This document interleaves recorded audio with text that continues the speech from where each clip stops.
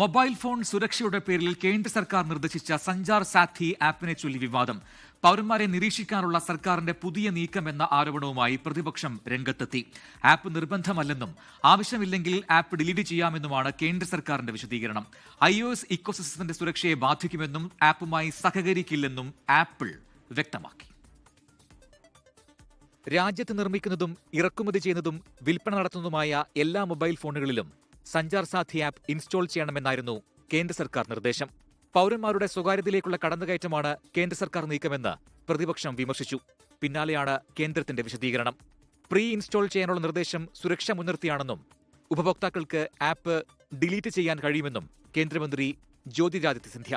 हर व्यक्ति को देश में नहीं मालूम कि मुझे फ्रॉड से प्रोटेक्ट करने के लिए, मुझे चोरी से प्रोटेक्ट करने के लिए ये ऐप है.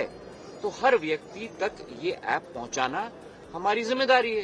अगर आपको डिलीट करना है तो डिलीट कर दो. വിഷയം പാർലമെന്റിൽ ഉന്നയിക്കാനാണ് പ്രതിപക്ഷ നീക്കം.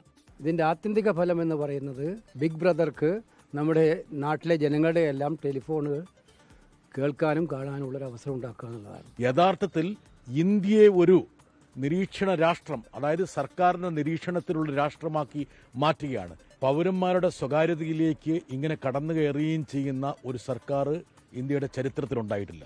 സഞ്ചാർ സാഥി ആപ്ലിക്കേഷൻ നിർബന്ധമാക്കണമെന്ന കേന്ദ്ര സർക്കാരിന്റെ നിർദ്ദേശത്തോട് സഹകരിക്കാൻ കഴിയില്ലെന്നും iOS ഇക്കോസിസ്റ്റത്തിന്റെ സുരക്ഷയെ ബാധിക്കുമെന്നും ആപ്പിൾ അറിയിച്ചതായാണ് വിവരം.